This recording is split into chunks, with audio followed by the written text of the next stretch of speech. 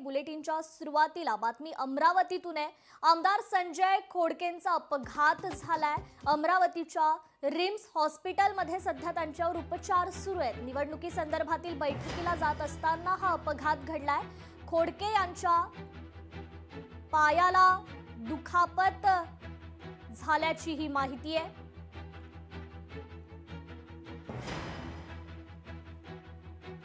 तर खोडके यांच्या पायाला आणि मणक्याला मार लागलेला आहे। या संदर्भात आपण अधिक अपडेट घेऊयात आपले लोकशाही मराठीचे प्रतिनिधी सूरज दहाट यांच्याकडून। सूरज, खरं तर अमरावतीत आमदार संजय खोडकेंचा हा अपघात झालेला आहे। नेमका हा अपघात कसा घडला? हॉस्पिटलमध्ये त्यांच्यावर सध्या उपचार सुरू आहेत। त्यांची एकूणच परिस्थिती कशी आहे?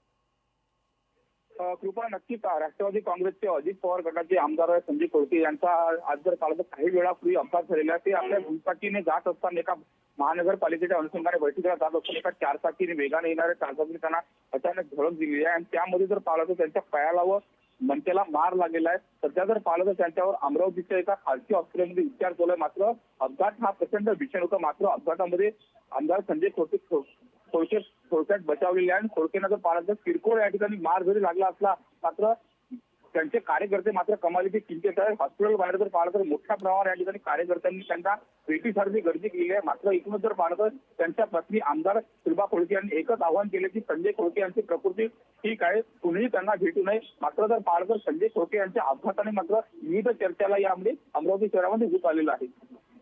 जी, निश्चितच सूरज, नेमकी आता त्यांची प्रकृती कशी आहे? त्यांना कशा प्रकारे हा मार लागलाय? त्यांना गंभीर दुखापत तर झाली नाहीये ना? याबद्दलची काय अपडेट आहे?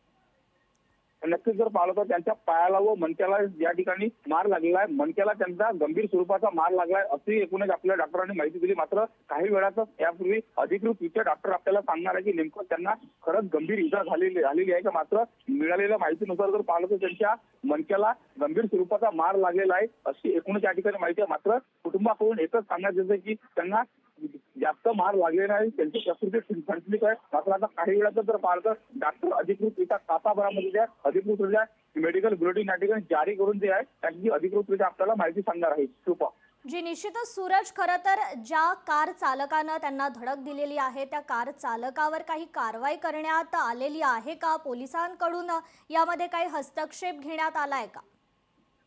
नक्कीच ज्या चारचाकीने संजय खोडके यांना धडक दिली आहे त्या चारचाकीला जर पाहिलं तर त्या चारचाकी मालक आणि चारचाकीला जे आहे पोलिसांनी आता ताब्यात घेतलेला आहे आणि त्याची कसून अशी चौकशी सुद्धा एकूण या ठिकाणी करण्यात आलेली आहे। खरं तर गाडगेनगर पोलिसांची संपूर्ण घटना आहे आणि पोलिसांनी जर पाहिलं तर चारचाकी चालकाला जे आहे अटक करून त्यांच्यावर गुन्हा नोंदवण्याची प्रक्रिया देखील या ठिकाणी एकूणच या ठिकाणी सुरू केलेली आहे। त्यामुळे जर पाहिलं तर आता काही वेळात जर पाहिलं तर अमरावतीचे पोलीस आयुक्त देखील आता या घटनेची त्यांनी गंभीररित्या दखल घेतलेली आहे। संजय खोडके यांची प्रकृतीची विचारपूस करण्यासाठी जे आहे खुद्द अमरावतीचे पोलीस आयुक्त देखील या ठिकाणी हॉस्पिटलमध्ये जाणार असल्याची एकूणच या ठिकाणी माहिती आहे।